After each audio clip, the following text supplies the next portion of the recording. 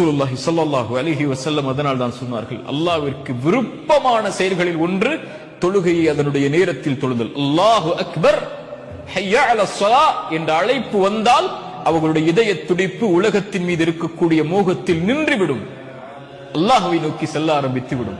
முஹம்மது ரசூலுல்லாஹ் ஸல்லல்லாஹு அலைஹி வஸல்லம் அதானுடைய சத்தம் கேட்கும் வரை குடும்பத்தோடு உட்கார்ந்து எல்லா விஷயங்களையும், தன் தோழர்களோடு உட்கார்ந்து எல்லா விஷயங்களையும் பேசிக் கொண்டிருப்பார்கள்.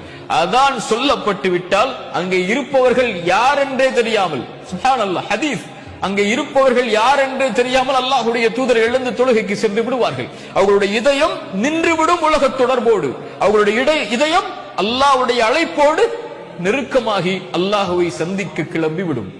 அல்லாஹ்விற்கு முக்கியத்துவம் கொடுத்து அல்லாஹ்வை நேசிக்க தயாராகும் அந்த உள்ளங்கள், தொழுகைக்காக தங்களை தயார்படுத்தக்கூடிய அந்த உள்ளங்களை அல்லாஹ் நேசிக்கிறார்.